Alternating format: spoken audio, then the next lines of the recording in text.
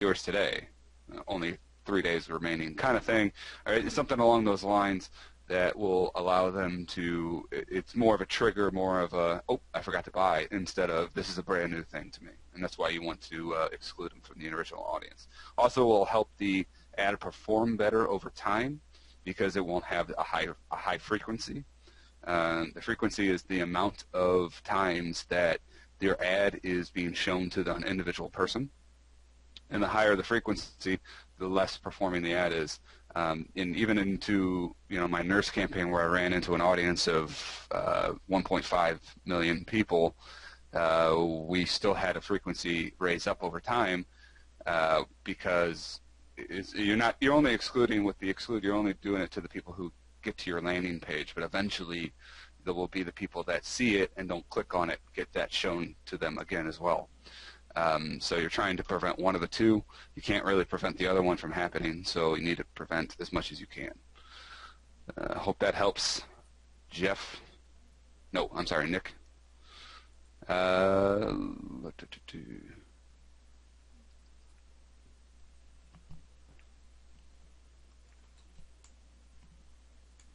Seems you had another interest question in the graph search. We just talked about that.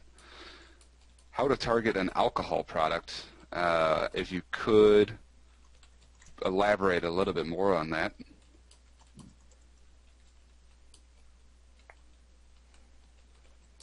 So entering the AI tool from the beginning, you just go to your ads manager, and on the left-hand side, the audience insight tool will be there, and you just click on it. It's within your ads manager on the left-hand side by where it says campaigns and a few other things.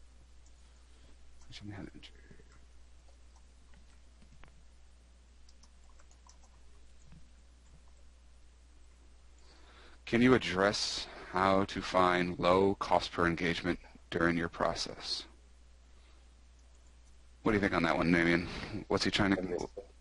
Let me see, because I'm trying to write in the answers at the same time. So what was that one? Yeah. How to find low cost per engagement during a process. How to decrease the cost per engagement in this case is what we've always said and will repeat over and over again until it sticks. It's you need to get the proper targeting with that proper message. So it's the right product to the right audience with the right marketing message. So that means when all those components get together and create that marketing bomb, your CTR is going to be pretty much higher than anybody else. Facebook is going to reward you with lower cost per engagement, lower cost per clicks, or cost per action, and that's how you decrease the cost per engagement. But you really need to get those previous parameters or those previous factors in place, which is the right product to the right audience with the right marketing message, which means your targeting needs to be right. Your ad image and ad message or ad copy needs to be right, just as Matt showed you in AI targeting system, and then the right, the right product, which is having that right T-shirt in front of the right people, which will make them resonate. Yeah, and I also think he might have like making sure that you're identifying what a low cost per engagement is, or maybe out of your ad set. The main cost per engagement driver and indicator is on your ad here. I'm just within an ad set, and again, this is the old format, but the reason I'm showing this to you is that I just wanted to show you that right here, your cost per engagement for this ad, or my cost per engagement for this ad, was 9 cents. So that's my cost per engagement. So of these guys right here, we got 2 9 cents. Doesn't look like this one ever got any volume to it, and then 2 11 cents. And this is after scaling, and you can see how much money I spent. But that's your indication in case that's what you were asking. Like, what's your how do you find that? What do you look for there? So hopefully that helps you. And let's keep going. Into the running niche. Okay, so now we got a niche we can go dive into. Let's go ahead and let's go ahead and see what running. So running this, the one thing about this niche right off the get-go is because I've tried to do shirts in this niche. The one thing is that you got to remember that this niche is full of, if this is for T-shirts at least, I don't know what you're selling, but if you're trying to sell T-shirts into the running niche, this is full of Nike, Under Armour, and all the big guys selling ultra dry fit, all these different high cost shirts, and nobody really wants to run. Especially a person passionate about running, probably not going to run anymore in a T-shirt. And that's just kind of the way it is. Now, Teespring and a couple other sites do offer the dry fit Gildan. Not the same thing as an Under Armour, but I've had better success with that into the running niche than I have with the T-shirts. And because they spend a lot of money on that stuff. So they know that they want, anybody passionate about it knows that they want the dry fit stuff. So what I would do here is we're in the running niche. The niche is massive, so you might probably want to get a lot more narrowed down than this to really find people that are the passionate people. You can see that the affinity, now I'm just on the page likes tab, going down to my page likes just like we showed in the course. You got electric run. I'm guessing that's some kind of like specific run. You got pretty low affinity though, so what we're going to need, so this is like one of these special types of runs where people, they run in a certain type. I've done it with like a Halloween costume on before, and stuff like that. Yeah, it's a lot of fun. So what I would look right here is for the first place I would go is like a magazine or something. Differentiate yourself from this stuff, where it's like the Spartan race and all these the Blacklight run. These are all like things that people not entirely serious about running would do, and you just got to know the niche a little bit, or do your research and say, what's this Blacklight run? It's going to look a whole lot like the last one. Not a lot of super passionate people, I would think, are going to do this versus people that are just trying to paint themselves and go running. So Runner's World, I know, is a pretty specific magazine about running, and that's really what you're going for in this. So I would go back and immediately take out running and do Runner's World. Take out running. Now we have immediately jumped up quite a bit, and we're getting some longer tail keywords. This is probably even a better interest to go for than Runner's World. It seems to be the same thing, but let's go ahead and... Man, I freaking love this strategy, man. It just absolutely blows me away how many good keywords come up here. Yeah, so check this out. Now we have a longer tail keyword that, longer, that's just a phrase I borrowed from my days in SEO. You got a longer tail keyword, and now the affinity is through the roof, right? And it's not about all the stuff that I click on here. It's not going to be Spartan Run where the guy, or like, not to bash those things, but those aren't what you're looking for, unless that's what you're looking for. But those are like fun, specific, stuff that anybody can join up to and anything. If you're looking to sell, runner shirts or Nike Dry Fit running shirts or that super tight spandex looking stuff that runners run in, this is the kind of niche keywords that you should be going for. Competitor running is probably, it's all about, look at this. This is just, there's runners in the title, there's people in the running here. Everything is about running. These are probably even, these just seem to be articles. But this is the kind of stuff that you want to go after. And it only took really 3 layers down. So we did running, which is just super general, found that Runner's Magazine, or Runner's World, and then realized that there's Runner's World Magazine, which has a huge following as far as magazines go. And you got plenty of stuff down here with incredible affinity. I say 13 and above for your affinity, and we got things with 151, 191, 123, and I think we got your answer there. All right. So we got a question about ClickBank products. I did a interview with Don about ClickBank's products. I am no expert on what it takes to be Facebook compliant, and so I cannot speak to that. I know there's things like you can't have a exit pop, and there's other things that Facebook will require you to do to sell direct traffic to a ClickBank product within their TOS. So I can't really speak to that, but the traffic aspect of it and the ads aspect of it is the same for whatever you want to sell. Say if you had, we did the Paleo, or Paleo, sorry, not Paleo. Paleo is a graph, but Paleo is that food style, food diet. And I think I started with like Paleo Mom. The way I didn't really know anything about this niche, so I said, if you ever don't know anything about this niche, if you did not see this interview, a cool way to really get your head into the niche real quick is to say pages named Paleo. So pages named it, you're going to quickly get some pages that show up that have Paleo in the title. So what I would do here, and we just followed what Damien had said, got into the pages, and now we have all these different Paleo recipe, and I would find the biggest one, which I think was this Paleo Mom, and you can pop it open, make sure it's exactly what you're, she's got 2 books, it looks like, doing some giveaways, pictures of Paleo stuff.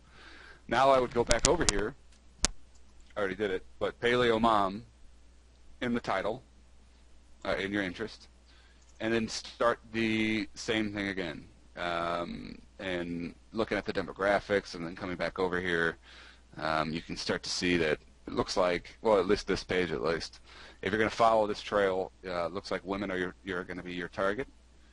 And then you got tons of other stuff that you can go in here and use. If you don't want to use her interest, you can go in and find something here that is better suited to get into your interest. So there's tons and tons of Paleoaholic, eat real food. In fact, paleo is paleo is a. Yeah, you probably know this better than me. That niche is insanely powerful, like to monetize, and it's people go nuts over this because it's a rabid buyer's niche. Now, if we can do anything good for a T-shirt, I don't know, but there are good recipe books. There are other products that you can sell, but for sure you can always find good angles to actually talk to these people and sell them a T-shirt on Paleo. There is certainly something creative that we can think of, and these guys will buy that for sure. Yeah, and check out just doing it. I don't know anything about the niche, just from my slight experience of doing a little search and then going back in here. Look at all this Paleo Elite, Paleo OMG, Paleo Magazine, probably a huge one to start with if you wanted to plug that in, the interest. Everyday Paleo, it all got Paleo in it. And these are great interests for you to go after. So whether you're selling on the end of this a T-shirt or a ClickBank product, the targeting is the same. So you found your interest to use, because this is about the traffic that you want to tie to your ad. Then the ad set structure still, again, is always the same. Like for this, I would do some kind of like delicious looking Paleo meal, and say like, do you want to cook Paleo meals like this? Learn more here, and then I would direct link that to the ClickBank product within terms of service that sells a Paleo recipe book. And so that's how easy it is. I mean, the traffic, whether it's a ClickBank product, a CPA offer, whether it's an opt-in form, it all is the same, because you're just understanding who is the target audience for you within Facebook and how to point them in the right direction. Sorry for that. How to target Facebook marketers. I've tried to find an audience for Facebook marketers for some reason. Some Facebook software I am releasing. Well, I know the way they used to be able to do it, but I can't do that anymore. So you're looking for Facebook marketers like us, or people who advertise for, I guess I'd have to know exactly who your target audience is. Internet marketers, people in corporations who are in their, in the advertising firm. Could you expand on that one a little bit and we'll come back to you? Are any FB ads not running these days? I'm not sure. My ads are running. Damien's ads are running. Yeah. I haven't heard anybody else having problems. We're slowing it down for the end of the year right now, and then we're doing some adjustments on where we're sending our traffic. But other than that, the ads are working fine. Do you target international audiences much? No, I know plenty of people that make a killing though, going overseas. The Audience Insight tool works the same way. All I have to do is pop out that and say something like United Kingdom. You're never going to have as many people, obviously. I think as far as Facebook goes, I think that Facebook has, the United States has the largest audience of Facebook available. I may be wrong on that. I'm just thinking of countries that are bigger in size, like India and China. And I believe India has 200 million people as well as us. And then China, of course, you cannot target. So it's just that simple. The traffic works the exact same way. You could do nursing here and go down the exact same route. You're going to have some different things. Healthcare worker tax rebate sounds like something that they have in the United Kingdom that we might not have here in the United States. But yes, Audience Insight tool does work and does have data on other countries as well. And we're going to start selling some shirts overseas too. I'm building a team for that. I'm in the UK and having trouble finding Facebook graph search. I've changed to English US. Damien, you could definitely help me on this one. Sam Phillips is asking about how to get the graph search when he lives overseas. Yes, so you're in the UK. So the first thing you got to do is just go on that little arrow at the top right, and that show there under settings. You have to change it to US English. So that is the thing I did at my when the graph search was in the US and had never reached the European countries.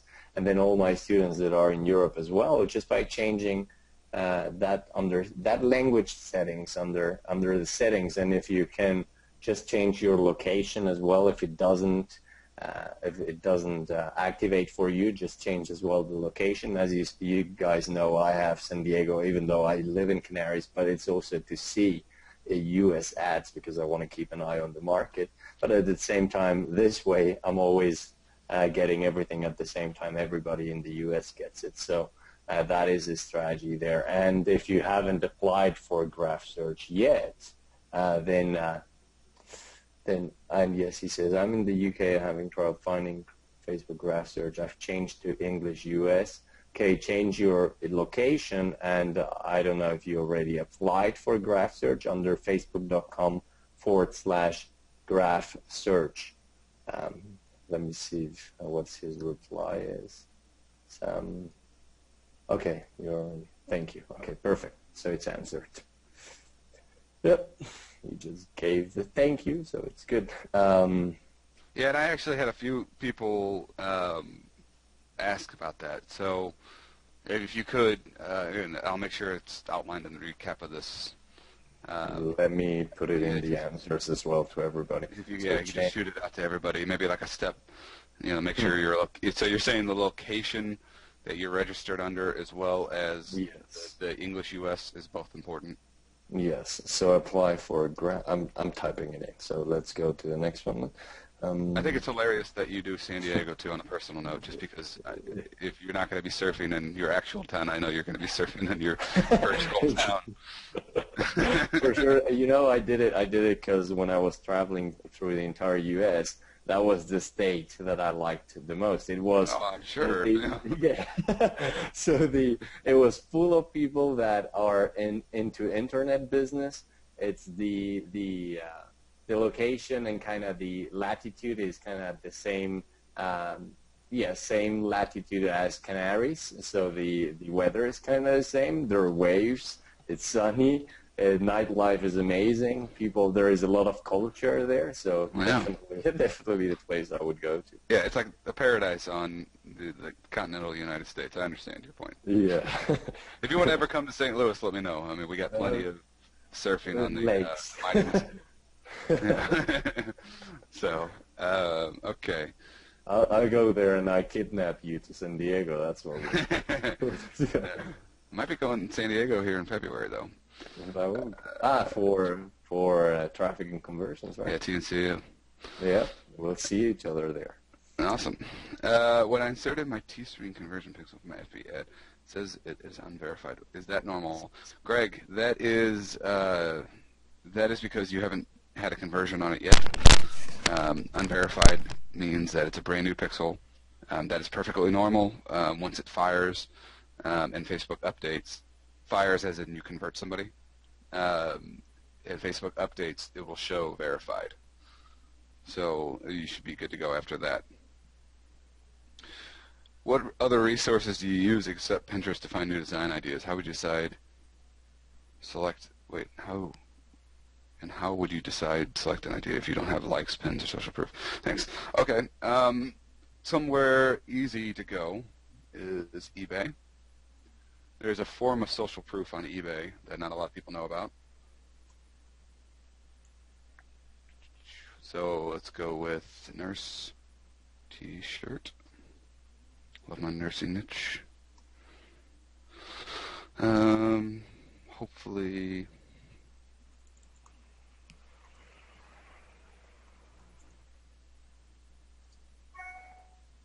So here, check this out. This is a pretty famous, actually another guy that came up with this design, but you can see a form of social proof on here. If you can't see it right away, all you got to do is look right over here. 323 sold. So if you were thinking about this as terms of a Teespring campaign, and you saw a Teespring campaign with 323 sold, you might start thinking about how to model that design, right, and come up with something unique off of it. So that's a form of social proof that was pretty easy, and I believe Amazon does the exact same thing as another resource I go to. Amazon is the largest shopping center for anything. You can find pretty much whatever you want on the site. You can see I just bought myself a new. You can see I bought myself a new chair, so it's showing me chairs. So nurse t-shirt. Same thing pops up, of course. 7 customer reviews is going to be a way of that, a way that's social proof. So let me go back and see if I can't get a ranking. It'll be great too. You could find people who have, here's 18. The fact that they have people that come back and review it and it's good is a good indication that people like the shirt. So that's another way for you to find social proof. Because I've bought, and I hope nobody doesn't like me because I say this, but I have bought so much stuff off of Amazon and I have never reviewed one thing. So the fact that people like it enough to come back here and then review it it speaks a lot for the shirt, right? So those are the couple resources that I go to. Of course, you have your teespring.com/discover. You have what's the other one? The Photograph. Let me see. I'll tell you some resources. I have a lot of them. Photograph. Yeah, go for it. I have some. I have bookmarked a ton of them for our team and so on to find inspiration there. So let me see on the research, design concept. Okay, Pinterest, we have Teespring. Then we have Sunfrog Shirts itself. Sunfrog Shirts has a search bar at the top, so you can go and search for any niche right in there as well. So if we can see that one, it's amazing. It's a very powerful one because Sunfrog Shirts is a t-shirt platform. So the best ways where you can find inspiration for niches and designs and everything is right there under other t-shirt platforms that are not Teespring itself. So you're going to find a ton of them. You have the categories right there on the left, and you can see all the niches. And also, if you type in whatever keyword you want, you're going to have a ton of ideas for t-shirts that you can run. And then we have Zazzle, we have Screened.com, if you can type those in so they can see, but let me see. What is it? Screened, Skreened, no, with a K, yes. Whoops. Skreened.com. Google found it for me. Yeah. I think this one's brand new for me. Yeah, this one is amazing. This is one of our secrets. So you guys, here you have it, and just type in, go on the search little icon up there, and type in, for example, math, or type in chemistry, or type in nursing, and you'll see amazing ideas here. So like for him, by party I mean teach math. There is one of the scalable concepts. It's funny. And, your math, grow up and solve your own problems. There you go. That's another one. So and like that, you can type in any niche that you want, or you can just go and under the categories, under men's, you click on men's, and you see the categories they have already as t-shirts. Yes, like right there. Yeah, you just go through all these t-shirts and you'll find what they're talking about, what target market are they going after. So, and that will give you an idea for a niche you can go after. Because if there is stuff being sold already on the other sides, if they have it on their side, it means it's selling. It means it's there because they have done the research and they're getting their sales, or they're getting that good engagement with these t-shirts. So they did the work for you. Just go take that work, take that research they did on the niche or on the design, and make your own stuff. So cool. And go out. All right, so Matt, I'll have to hop off for just 2 minutes because I gotta do a very important call. I'll be back in just 2 minutes. More important than this call, Damien. No, crazy bank stuff. So my mafia boss just told me I gotta pay some bills, or my family will get. No, okay, just kidding. There's a mafia surf club. All right. So yes, I'll be back. All right. So what suggestions do we have about finding graphic designers to design T-shirts? Do you outsource to the Philippines? About how much should one expect to pay per shirt design? So this is a very, very vast subject, and I will try to summarize it. But again, I'm teaching a whole course on this as well, and it's pretty extensive. But finding graphic designers, I go to a website called Odesk. People can do it off of Fiverr. I know a guy that made like $130,000 or something off of Fiverr designs, but at the same time, it was a very simple design that he had got scaled. If you want a good designer that is available for you for anything, complex or easy designs, go to Odesk and get somebody on a contract. Odesk has competitors as well. I just focus on Odesk. I pay my designer $20 an hour, but you don't have to pay him that much, but you pay for what you get. Now, my theory is that a designer who I pay $20 an hour, and I've proven this, can give me 4 designs in that hour. So theoretically, I'm paying her $5 an hour.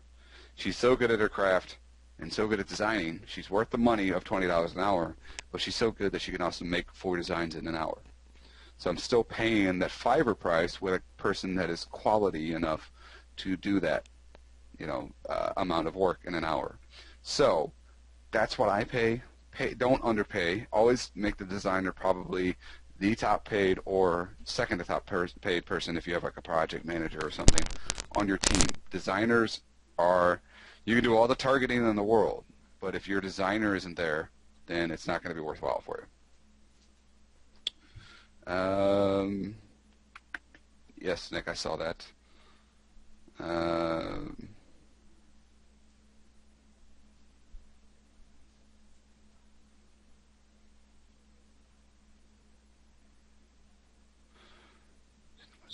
Okay, we're going to go over reporting here in a minute. Budget of 20 to 30 initial. Yes. So I have a question on, Rick is asking about $20 to $30 initial spend, tell you if the ad is working. Yes. You really need to, there's a couple things that, we've discussed this in the course. $20 is what I spend on my initial ad set. So if I have one ad set, I'll spend $20. In the course I talked about you could do this for $5. But generally what you need to do is I aim for at least to see if an ad will convert for the value of the shirt. So the value of the shirt is $20, which a lot of us sell our shirts for. Then I need to see if it'll convert for that. PPE ads are tricky in the sense that sometimes they snowball, where engagement doesn't, engagement's solid and then you don't get a sale and through that $20. That's when you need to review your engagement. Are you getting cheap cost per clicks? Are you getting comments like, I want to buy this, or tagging of friends to buy it? Because eventually it could pick up. So you really need to understand your audience, see what they're saying, and I know that's a general statement, but at the same time, it's really, I have to be general because there are so many different circumstances that can happen. So that's what you want to do there. So we had a question about affinity. So when you layer down and get a higher affinity, what is actually going on there? Is this because people like both the topic and the fan page, or is there another way to understand? So let's go back to the, do I still have this? Let me pop back on. United States. So we're in nursing right here. So I'm in the page likes tab. We're looking at affinity, and we got a question on what's actually going on. So you have the general business and industry interest of nursing. And nursing, the reason that it's so big, there's 8 million nurses in the United States, right? There's 8 million nurses last time I looked, but yet there's 10 to 15 million active people on Facebook that are thrown into this nursing audience. So the reason for that discrepancy is that there's what's called likes by association.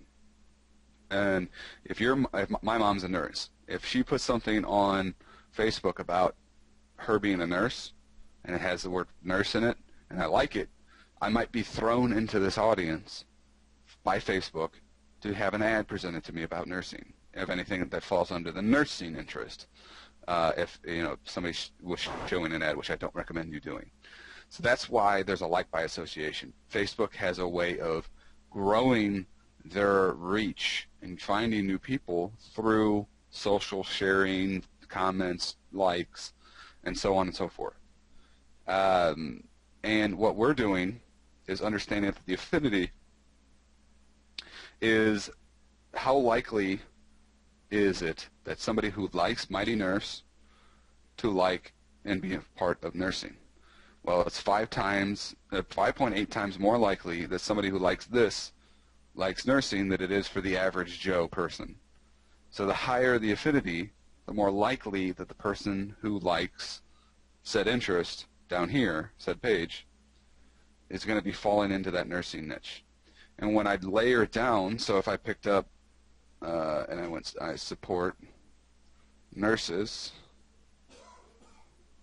I've now taken an interest that is highly associated with nursing, and now I'm finding interests that are highly associated with that interest.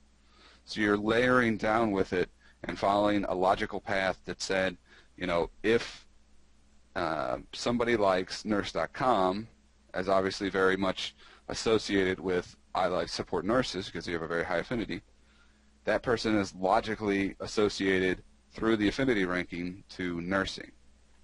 So that's where that logic comes in, and that's why you always want to go for the higher affinity without suffering, your page audience size. And this works for big niches or small niches because it really comes down to Facebook being able to gather the data on it. The one thing that happens in small niches is that you'll start to see other stuff get associated in here. And like a Walmart will pop up or something like that. So you just have to understand exactly what you're putting in here, and don't put something that's crazy into your ad just because it shows up here. But if it looks like it's associated, these are all highly associated. These are the interests that I did with that Nurse Prayer shirt and sold 3,400 of them.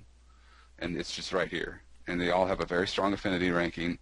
They're all, yes, some of these, like Mighty Nurse was on the last one, but you're proving it to yourself, and you're proving it, and you're following the data to prove to you that that is a targeted niche and a targeted interest to go after. You're not just assuming it because it shows up on the first one without having that affinity show you. And time in and time out, the affinity will tell you targeted interest. Damien's had success with it. I've had success with it. We have people that are getting results with it in the lab and other groups within, hours of implementation. And everybody's having good success with it. So just let this show you the way to go here. Cool. We're getting a lot of people having questions.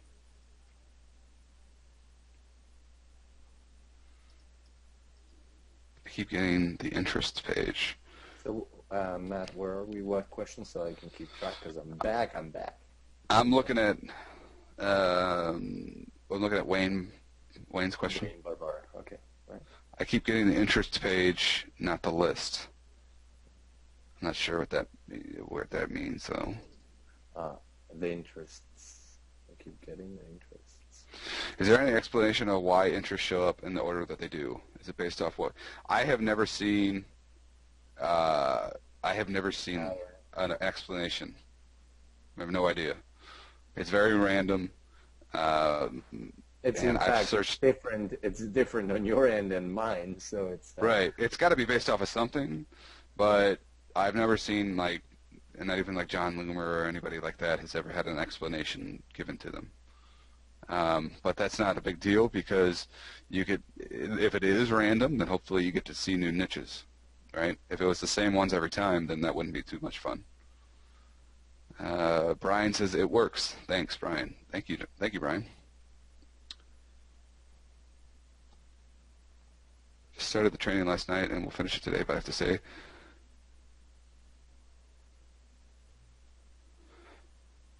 just some of the okay. So Deborah says, I just started the training last night, and we'll finish today. But I have to say that just some of the tips I learned in Chapter 1 make your course worthwhile. Cool, Deborah. Thank you. Appreciate that. There will be a replay for this. If any of my computer doesn't blow up. When you first launch a shirt and break it out into different age groups, mobile, desktop, how long would you wait per ad set before you turn it off? Yeah, people are there already. Do you base it on reach? Example, 100 people? Or, well, what we talk about in the course is we talk about cost per engagement and obviously conversion. You have a PPE ad which is optimized for page post engagement. So what's an important metric for you to follow is the cost per engagement. So I like to do anything, 10 or below, 10 cents or below per engagement is kind of my cutoff.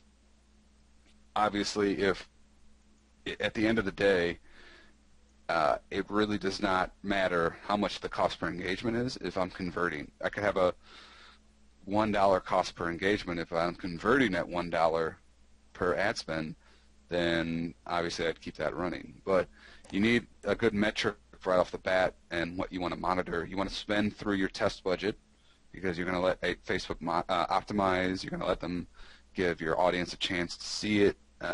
So if you have a $20 test budget, you spend through that. Then review your cost per engagement. Is it below 10 cents? If not, if it's at 20 or something, kill it unless it has conversion. And is it converting at a reasonable rate for whatever you're selling. So for a shirt, for example, if your profit per shirt is $10, right off the bat, I want to be converting for like a $5 to $6 range or lower. But that would be like the ceiling, because once you start putting more money into it and start raising your budget, the more likely that you're going to convert at a higher rate per shirt, just based off of Facebook's tendency to reach out your ad to other people. Hope that helps. Winston says, I found one niche that really that has really good social and general interest in it. It is 2 million, but under page likes. The page have high affinity, but the audience has 1,000 people in it.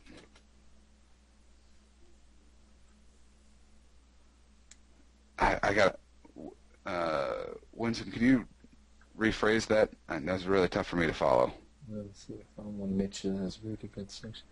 Okay, Winston sent me this per email today as well, so let me read it from the email.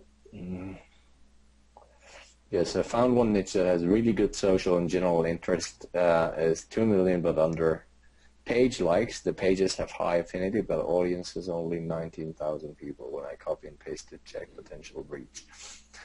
So I should only choose niches under sub-niches that have more than 100K audience. Yeah, so like Winston, we like to go after after niches that have a potential reach of over 250,000, at least, to be able to segment a little bit and to be able to have scaling potential at the point where when it needs scaling. Because if you're making profit and you want to scale up and you only have 10,000 people in that audience, it's not going to be worth your while. But now, if you have 250,000 or more, like 500 or 1 million, as Matt teaches, then definitely it's going to be very worth your while.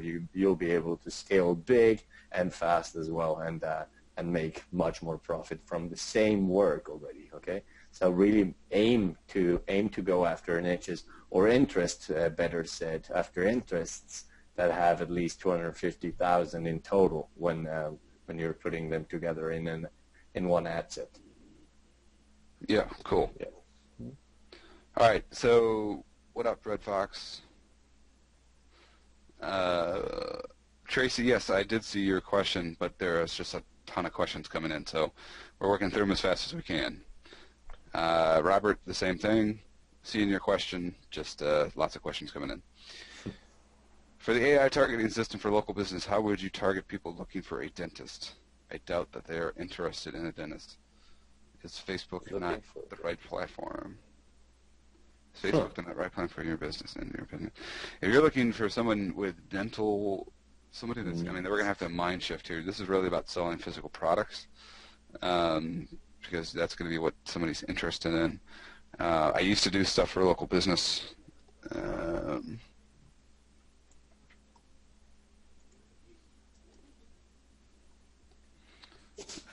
But yeah, I don't know. I'd have to think on that, because you're not. I mean, nobody's going to be interested in a dentist. If you're just trying to get more leads for the dentist, yeah, I would almost do. I don't know, man. What are you thinking? Because I'm looking, first of all, for offline businesses, brick and mortar, it's always better Google AdWords traffic. That's the first thing. But secondly, if you're looking for somebody that is in the need of a dentist right now, that is going to be freaking difficult to target. Yeah. Now, to find people who are into taking care of their tooth or their teeth, I mean, taking care, like being healthy mouth-wise and so on, then that is targetable. You can just go after interests of people, like specific products that people use that are just for those that are a little bit more anal about being healthy with their teeth, and like specific toothpaste. Are there any specific high-end toothpastes out there that are not sold in the supermarket but in the pharmacy, like those that are more related to really like taking care of your teeth? Right. That would be some people that are potential buyers or potential leads for a dentistry. Yeah. And the same thing, if people like, or what could it be, that toothpaste, then Yeah, really the problem is that it really depends on what you're doing for that local business, like you said. I mean, if you need somebody who has a toothache and needs to go see the dentist, you need to be focusing on AdWords, yes. or ranking like a video. I used to do video ranking for like emergency numbers or something like that for lead generation, like emergency dentist in St. Louis. So Google's really a better place for that because nobody's going to be searching Facebook for a dentist when they need a dentist. Yes. So let's keep going here. Thank you, Sam. Finding a niche seems to be the most difficult for me. Other than using interest, how do you find a niche?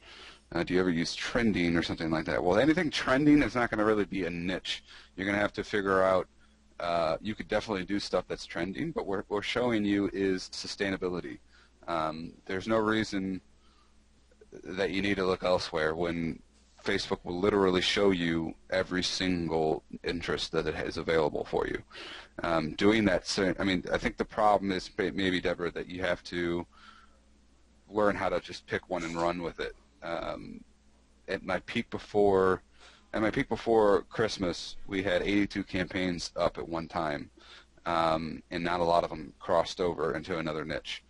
The same niche, I should say. So we had 82 independent campaigns, or 80 independent campaigns up. The reason that we're able to do that is that we don't ever get attached to a niche. We pick a niche.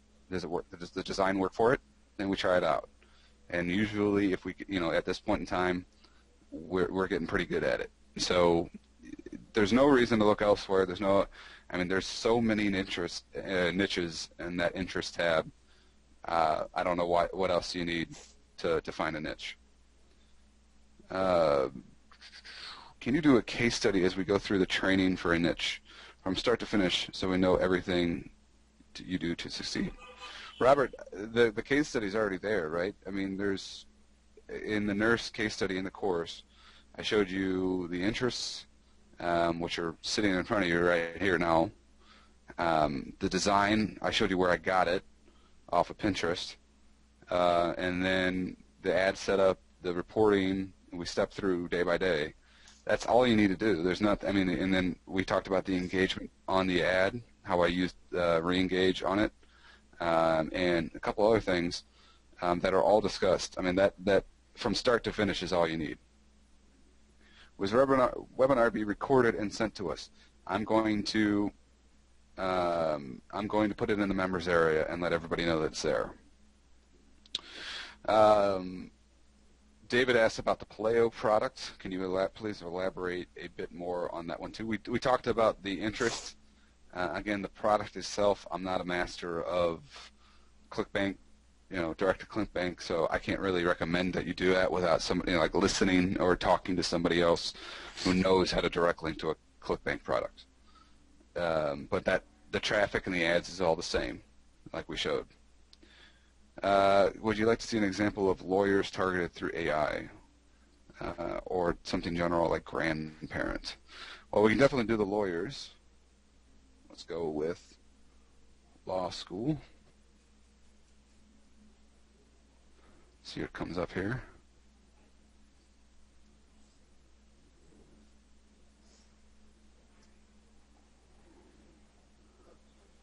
Hold on, let's go with, I need to do a little search.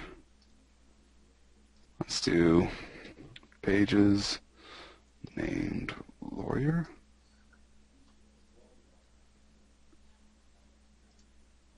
Yeah, exactly. That's the part that I was trying to figure out with this new graph search, and it's a little bit. Go to pages then. It does show up. Yes, it does show up. Yes. Trust me, I'm a lawyer. That's a good one. And another cool, let's see.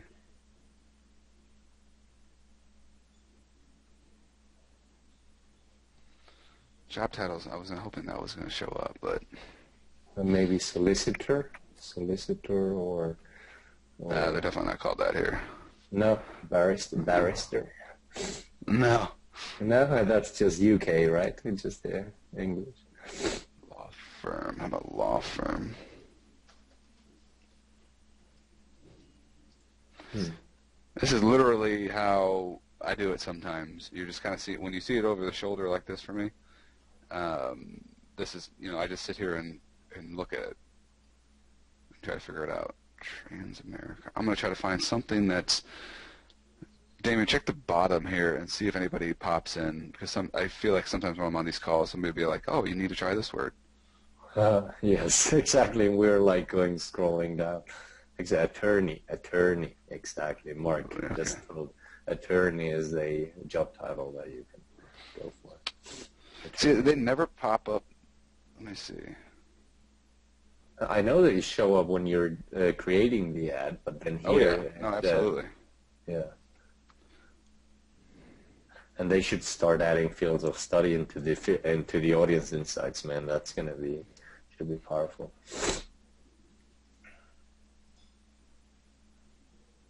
True attorney under. Yeah, I mean, really, if we're trying to do it through this method, I probably need to get some work done. But a job title in the ads manager would be a good place to start. I would go more demographic work, job title, attorney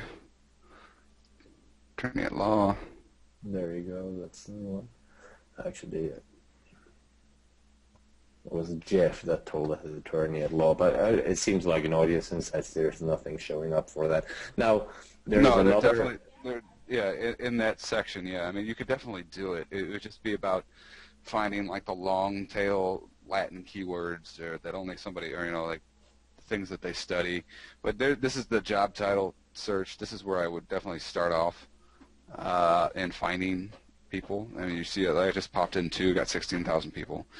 You probably even could go under The fields of study, which is some really powerful stuff. Field of study, yeah. No. Fields of Studies under education. Fields of study. So yeah, there's a tip, guys. Just go into that more demographics drop down and make yourself familiar with that. Check that out. There is so much gold in there that you can just go when you're doing your niche research. Go into the more demographics and look in there and see. Okay, I might be able to do a T-shirt on college graduates or on any specific field of study or any, and you can see what Facebook gives you as a way to target, as a possible targeting option. Then therefore you're doing it from the reverse way. You're doing it the reverse way. You first look into what Facebook allows you to target, and then you choose the niche based from there. That's some powerful stuff that gives you a lot of ideas. Field of study right there got me 320,000 people for law. So that gives you a good possibility. Now, if you go over here and do 24 and above, where they would graduate, there's 300,000 people there. I don't know if that's when you graduate with a law degree, but I'm assuming around that time. So, and then grandparent is household composition.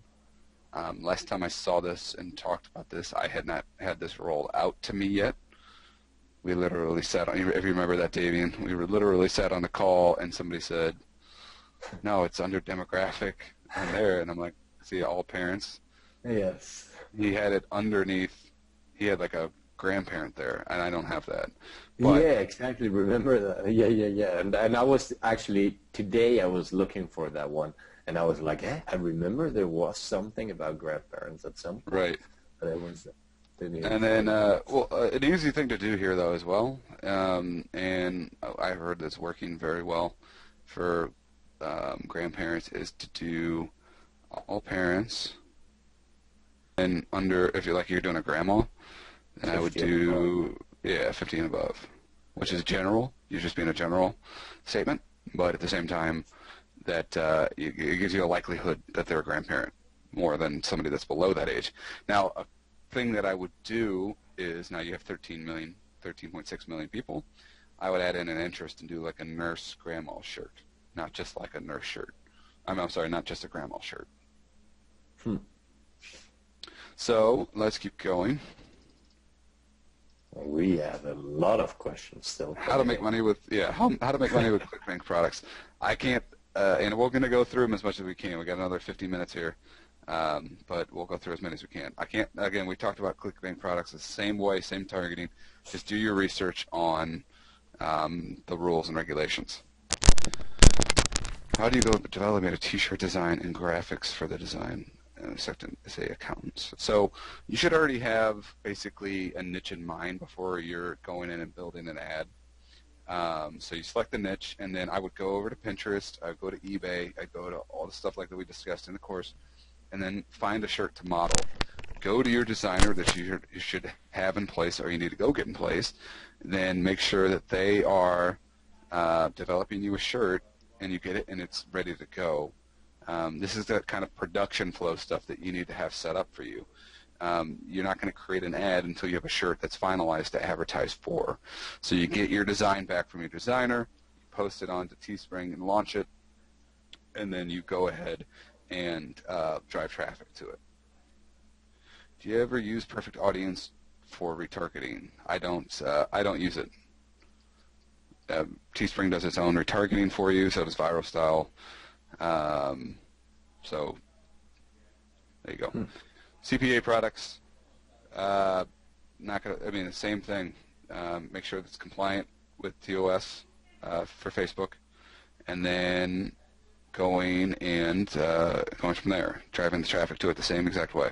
My main question, and then we got the next question. Michael says, my main question today: how much money do you want to spend in the original ad, and what sized audience is optimal? Follow up with, how do you decide to kill or promote it? We talked about this a couple times.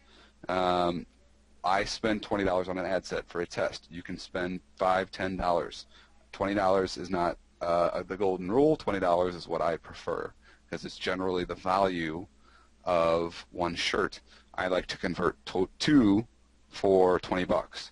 If I know I convert two for $20, I've made twice the money back of my spend, right?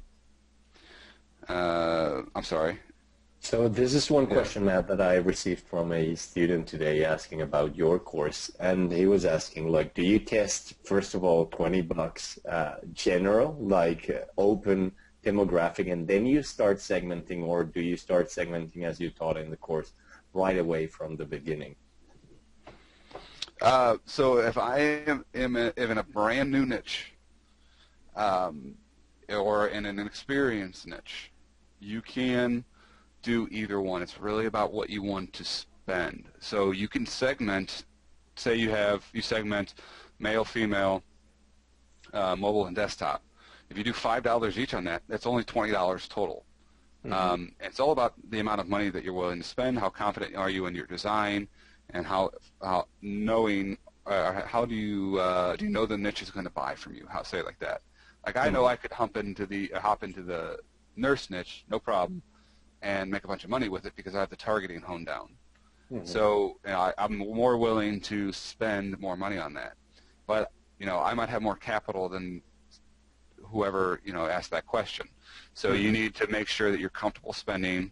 You're only spending what you're comfortable spending. If it's $20 and you have 4 ads, then spend $5 each, and just get that initial data up and only scale when appropriate. If you're willing to do the $20, if you're willing to do the $20, it's going to give you a better idea right away than the $5 would, because $5 is not a whole lot of traffic, but it is enough to tell you if it's going to be generally a good idea to go forward with or not. Okay.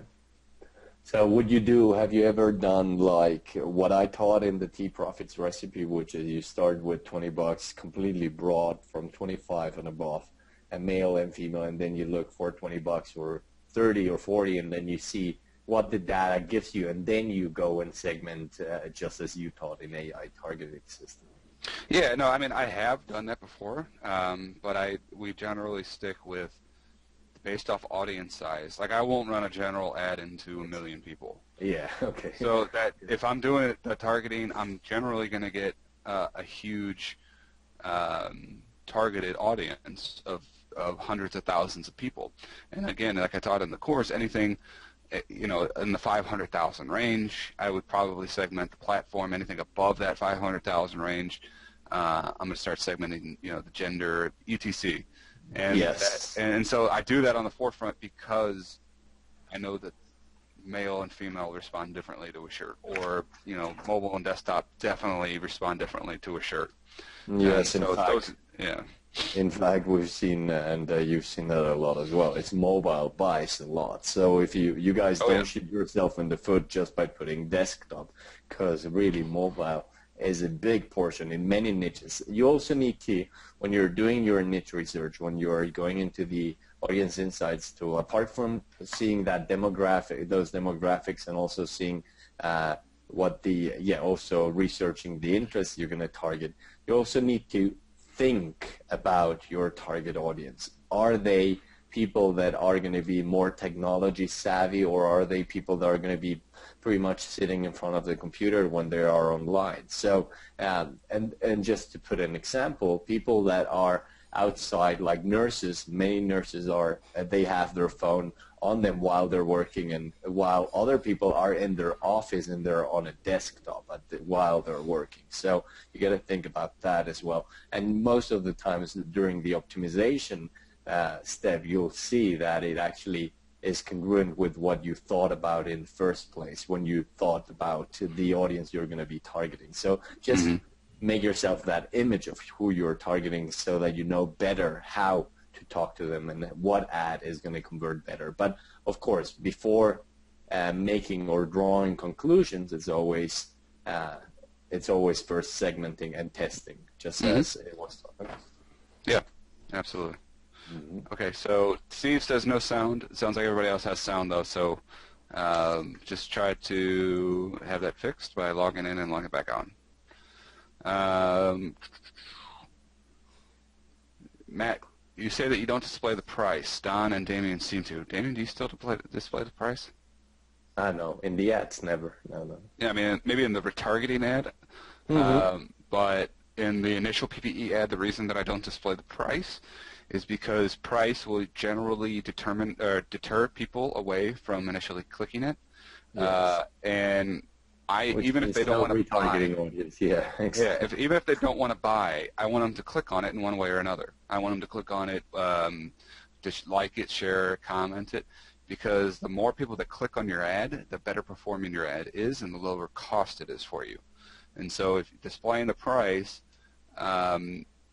it makes it, and over hundreds of thousands of dollars of testing, I've determined that, it's really that price will keep people from clicking on a PPE ad. Now that being said, a retargeting ad, I would display the price to say, it's only this for this much longer, right? Like, it's only $20 for the next 2 days, something like that. To get the sense of urgency. It's kind of a flipped mental state, and they've already been to the page and seen the price anyway. So. Now, I want to add a little note into that is when the reason why on some ads you want to add the price and why on T-shirt ads you don't want it is because of buyer intent. Okay, so right here during product marketing campaigns that are let's say high ticket, or the product you're selling, you want only the most qualified people to click on your ad, because your campaign is really dependent on getting those highly qualified people over to your sales page, like for example a high ticket product of $997. At that point, you really want to deter people away, as Matt said. You want to just push those away that are not qualified by telling them, look, this is $997. Do not click if you're not highly interested. Basically, just that's what the ad copy is saying without saying it. Now on a T-shirt, because it's kind of an impulse buy, it just doesn't matter. You want them to click because the retargeting ads are going to convert like crazy, as we showed you, it's where you're going to convert a ton of people, while the first click is just to get them over and see if they really want that T-shirt or they get that impulse to buy it. But at the first point, get that click there. On other product campaigns, yes, get the sale or get them with more buyer intent right away. Yep. The price really, when it comes down to it, is going to be the third condition for them to buy. And I say that in the sense that you're targeting and making sure that you're on the right audience is going to be first. The second is going to be the shirt. Does it speak well to them? And then the third would be price. So as long as your price isn't outrageous, then it's not like it's a $40 shirt or something like that. Then that'll be a small condition for them versus everything else. So you ever switch? All right. So wait. Should we ever switch to website conversion ads or include right-hand side ads? I haven't seen a great success with right-hand side ads because there's just not that much real estate. If your shirt is simple enough to be shown and be able to be seen on the right-hand side ad, then yeah, you could definitely do a right-hand side ad. But generally, my shirts don't look all that great on it. The one thing I will say is that create its own ad for it.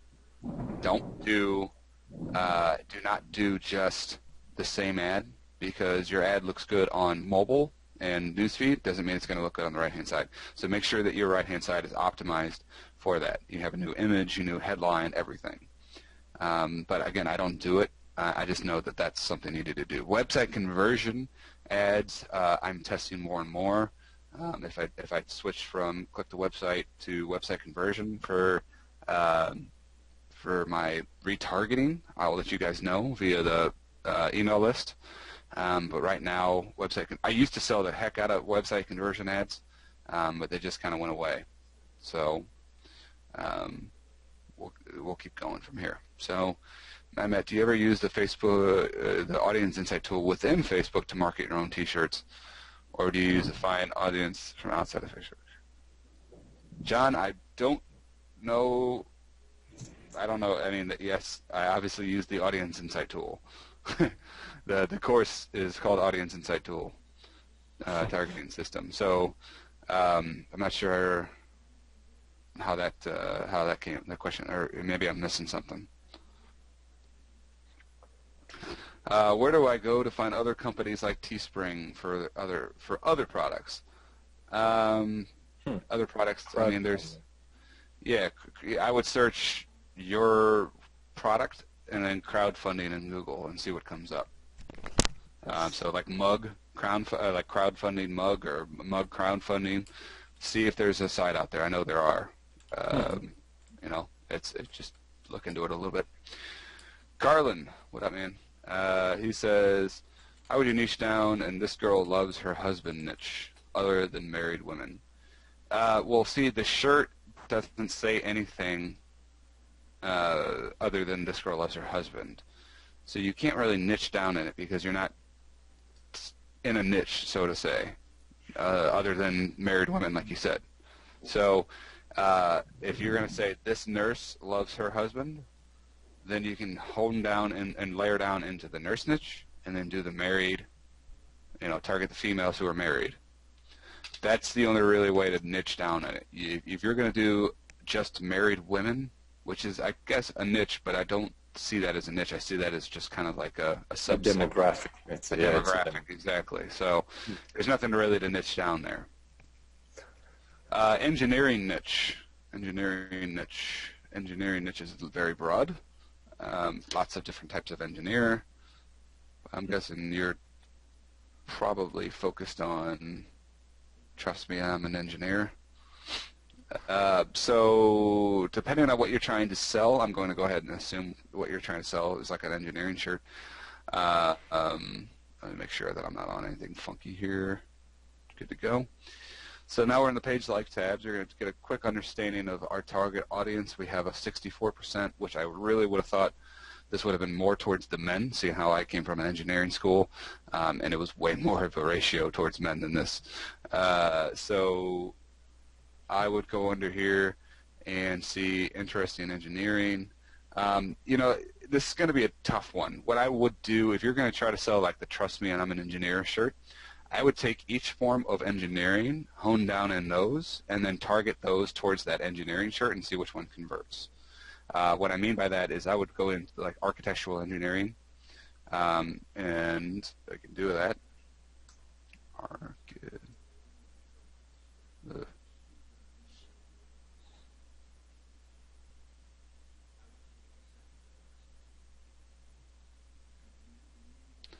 architectural engineering.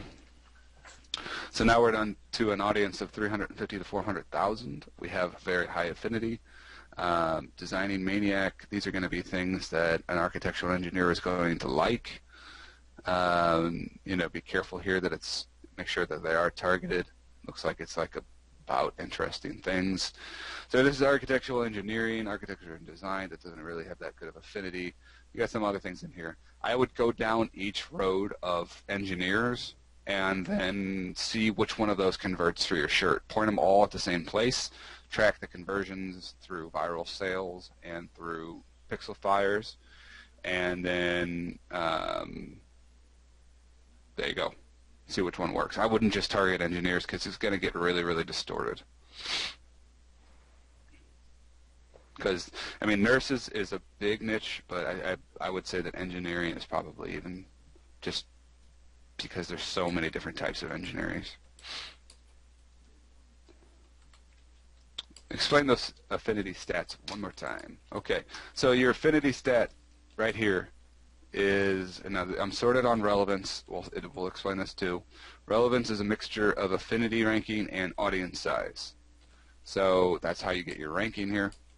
Affinity is the likelihood that somebody who likes Design Maniac is to like architectural engineering more than the average Joe. So you're 54 times more likely to, if you like Design Maniac, you're 54 more times likely to like architectural engineering than the guy that doesn't like Design Maniac, like something else.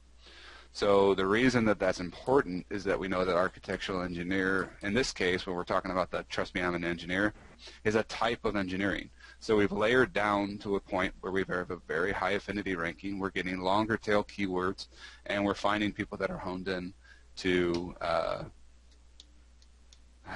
this audience. Sorry, I'm getting a phone call here. Hit pause on that. There we go.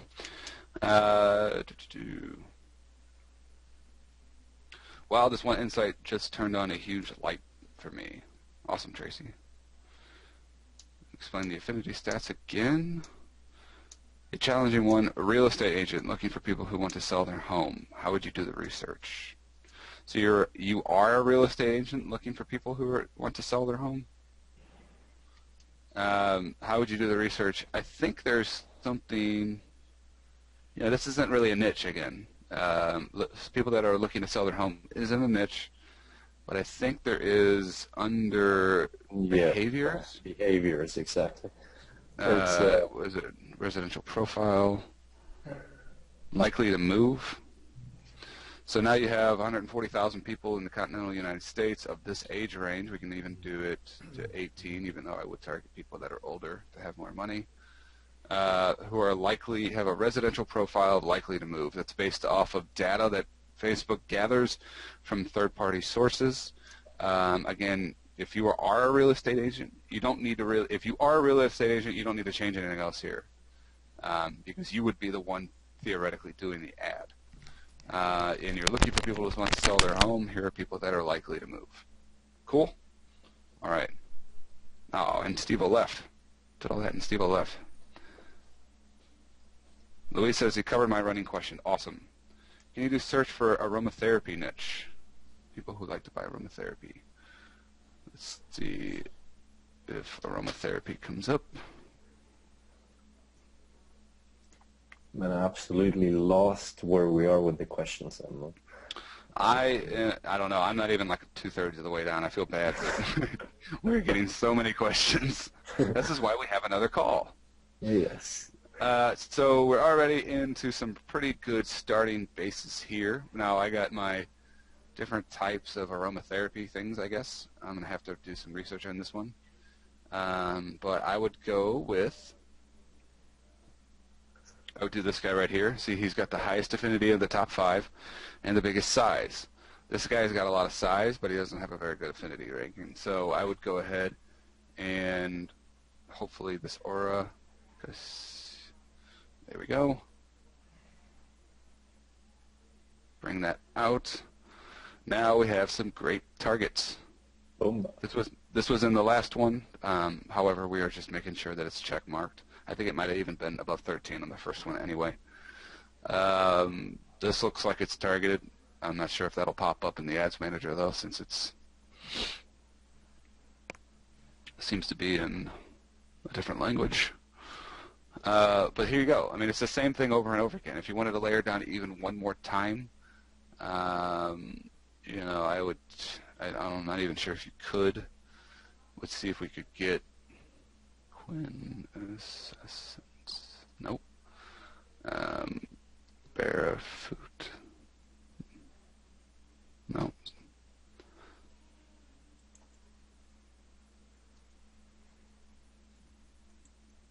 Yeah. This is where you're going to be at, and you're going to, holistic blends, bulk aromatherapy.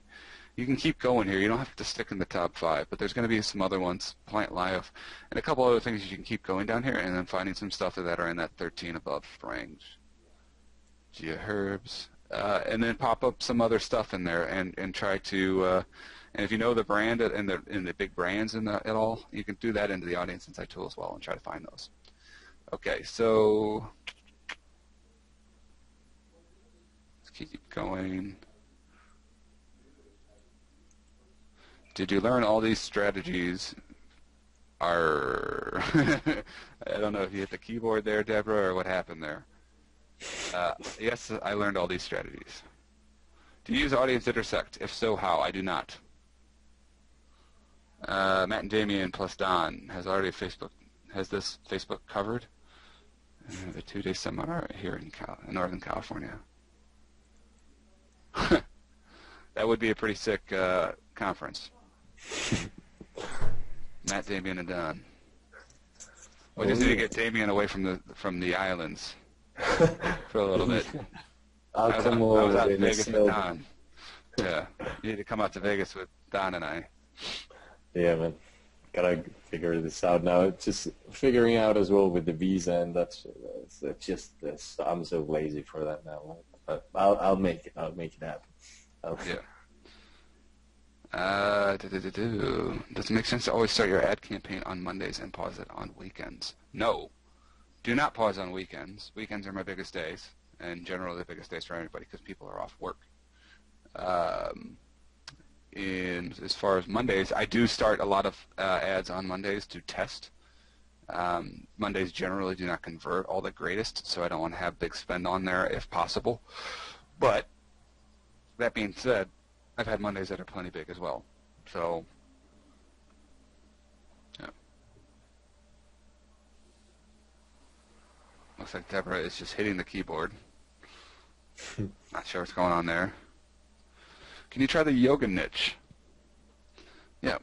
I think this will be the last interest that we try here. Try to figure out anything else. Yoga. That would be interesting because all my students and even all the tests we've done, it's failed miserably with yoga. Well, here's the thing. My wife does yoga, and so I've met her friends that do yoga. If you're trying to sell a T-shirt to a yoga person, you're barking up the wrong alley. They don't wear T-shirts to go to yoga. They don't. They got all this, just like in the running niche. They got all this special clothing for it. And so they're not gonna wear it around. But I've seen a couple shirts that have done pretty well. So you can get it but it's got to be good. It can't just be a keep calm, do yoga. It's got to be something here. So let me see here. Let's go ahead and start our method. We got yoga in our channel here. A quick insight to this. 72% of it are women. I would probably, we haven't talked about this, but I would go ahead and probably do something specific to the gender based off that amount, where 72% of it, not including likes by association, are women anyway. So now we've kind of cleaned up what was in there. You can see some weird things come in, like Amazon.com/fashion. There's still 10 to 15 million people in this niche. So we have a lot of people that maybe try yoga, bought a yoga shirt, got thrown into this niche. So let's go ahead and take yoga journal. Perfect. You can see that it automatically obeys the rule, right? I take the 5 of the top 5. What's the top affinity ranking? You got yoga journal. So let's go ahead and do yoga Journal. Go ahead and remove yoga. We've upped our ranking here a little bit, but we could still do probably a little better. I'm going to go ahead and Yoga International. Well, that's great. I'm worried what that would show us if we're targeting the United States, but we can try it. Yoga Inter.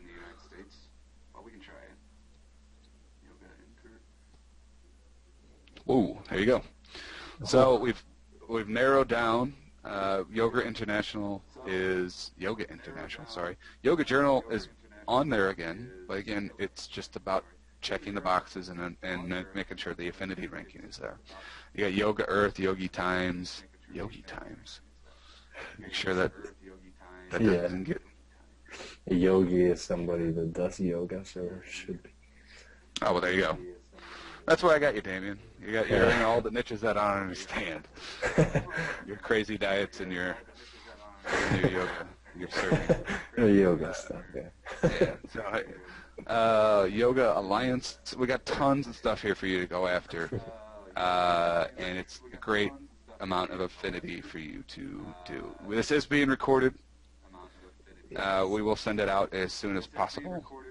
You can hear my voice already going. Too bad I have a 2-hour webinar later today to do. I came in late. You see 20 or 30 pages within the Audience Insights tool with 13 of us affinity ranking. So John has a good question here. So, and I got this a lot on the supports as well. So if you see more, and you can see that all these people have very strong affinity. There's barely anything that doesn't have a strong affinity on here, right? The thing that's going to happen here, though, is that I wouldn't add yoga, by the way, but the thing that's going to happen here is eventually, because you're sorted on relevance and you're based off of audience size and affinity, eventually you're going to be adding interest in here to a point where no more people can be added.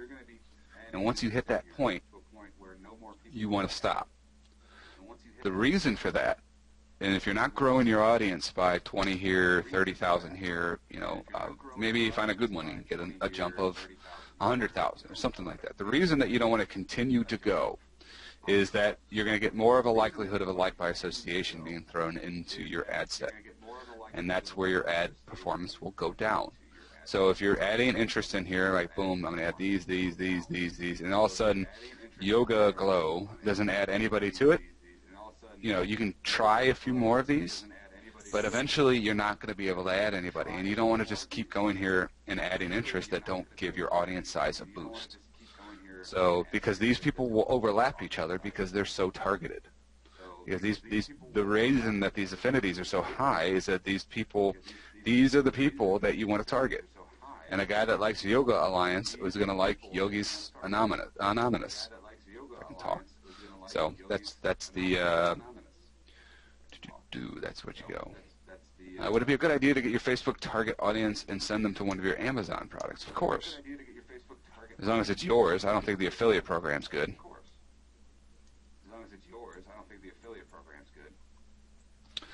So somebody said a Facebook user like us. I'm going to throw this in there real quick.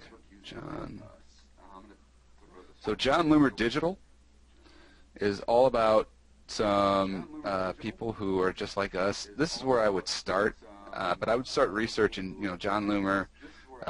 Facebook for Business is a possible website for you to do. These are the people that like and understand and use Facebook marketers. So John wasn't a great one, I just assumed, but you could target him. He's in the audience side tool, and that would give you 26,000 people. And then Facebook for Business, obviously, if you're an ads manager course, then that would be a good one to go for.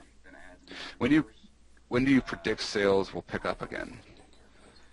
Sales at the end of the year here are always difficult. I know people that are still killing it.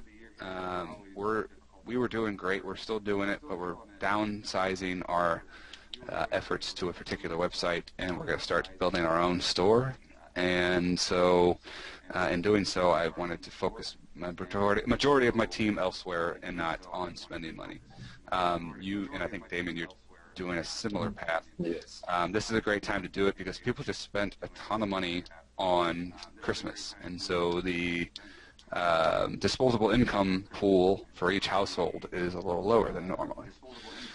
Yeah, so focus on team building, team training, envisioning the new goals and so on, and that's kind of what we're working on now as well. Okay, so Marcus is saying, isn't there much more legal stuff you have to put onto Facebook about than in the U.S.? Damien, can you comment? Marcus, say that question because I'm still kind of finding. You'll say that question again? I'm not sure what he's going for, but it says, isn't there much more legal stuff you have to put onto Facebook about than in the U.S.? Damien, can you comment? Marcus, if you're still on, it looks like you are. Please make just like a clarification statement to Damien, Yes. and it'll show up in the bottom. Someone asked about Facebook marketers. Here's one. I'll send you a short video. Okay.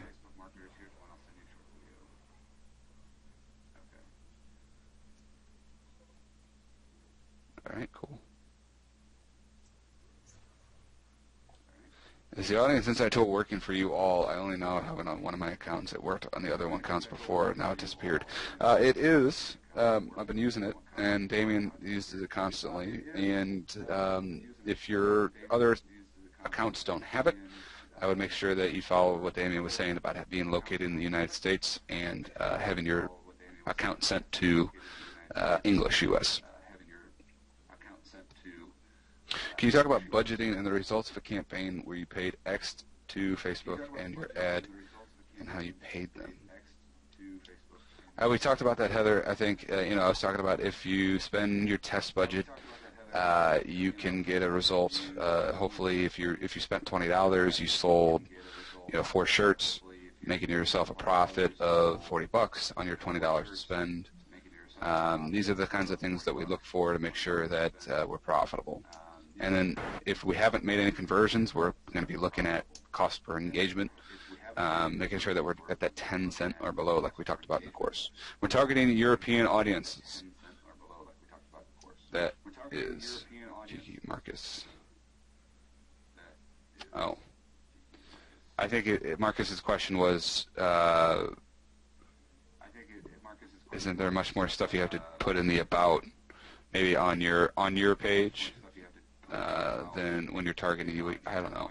Marcus, if you could just send us a clarification on that. Did you turn off your ad during a day or just run it for 24 hours? We have started to turn it off in the morning, U.S. time, so like 2 o'clock in the morning, and then pick it back up at 7 o'clock in the morning. I used to just run it 24 hours too and get mixed results. And we're going to start wrapping up here, guys. Over 9 million on that group, and nearly 43,000 talking about it. That is huge engagement. Yep. Selling things on New Year's, not good time, right? Maybe we got a better ROI. See, this is people talk about this all the time. If sales are slow, it all depends on what you're selling, who you're selling to, what platform you're selling on, because not everybody's the same. So, there's people that I know that run Shopify stores that are doing very well right now, while people on Teespring are suffering, and people in Viral Style are suffering, and so on and so forth. So it's a good time. People still sell. It's just that Christmas season in the United States is now over. People have that disposable income down, and their minds have shifted elsewhere other than buying on an impulse right now. So it'll be fine. The new year will pick up. January to date is still my biggest. January 2014 is still my biggest month. And so I'm excited about what's coming. You guys should be too. Here's a question, Matt, that I think is pretty important that many people might have is using the audience insight method. Do you group all your interests together, or do you split them up and split test them? I do not split test them. I group them together. The reason for that is that I know, using this affinity ranking, that they're all very targeted. when you're split testing interests, the reason that people are doing that is because they don't know that they're targeted or not. But if you go through this and you find targeted interests, you'll find that that whole mystery gap is less likely. I talked about in the pre-sales video, where your ad's doing really, really well, and then all of a sudden drops off a cliff. Well, it's because it's going through the people in a different interest that isn't targeted. But if you're targeted and you prove that to yourself, then there's no reason to split test your interest. Mm-hmm. Good. So Eric, there you go. He was asking it like 4 or 5 times. At the end, he was like, "No, I'm not going to get my question," because there are a lot of them still. So somebody raising and unraising their hand real quick. Yes. Hold on. Okay. So weight loss for older people, I would just go through the weight loss list. Weight loss, finding, weight loss magazines, and then targeting older people. I'm sure there's a magazine out there for weight loss for older people. If not, we should all start pulling our money together to create a magazine for weight loss for older people. How do you join Viral Style? I do not know if it's available to the public right now. Okay, I think we're cool here. I start wrapping up. I appreciate you guys taking the time and coming on the call. And we have another one next week. The time is going to have to change. We're doing it in the afternoon, Tuesday afternoon next week. Tuesday at 7 p.m. Eastern time, so guys mark that on the calendar already. Tuesday next week at 7 p.m. Eastern time. Yep. So look forward to talking to you guys more. Sorry if we couldn't get to your question today, but there has been an unbelievable amount of response. So that is why we're doing another call here. That's why we're going to do another one. Because you saved those questions. There is a 90% attentive rate, so you guys have been paying attention. I love that a lot. So that's great. Tells me a lot about you guys. So you're definitely working here on the dream right here and putting that time and effort into it. Okay, so I like to do this at the call, and I've already seen that people have already taken the time to do it. So now that we're wrapping up, did you learn something today? Give me a big yes in the chat box before you leave. Has it been worthwhile for you? You can hear my voice going. I had a busy weekend up watching the Packers and screaming at the top of my lungs. And so thank you for sticking with me. Cool. Everybody's saying yes. Great webinar. Cool. Really appreciate it.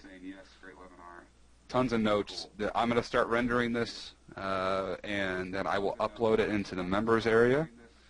And then we're going to have a call next week, like I said. And I'll email you guys all out and let you know when the replay is available. So cool. Thank you guys very much. Thank you again for buying the AI targeting system and trusting us to help guide you to success. So thank you very much. Thank you very much, guys, and have a great one. Take care. Bye-bye.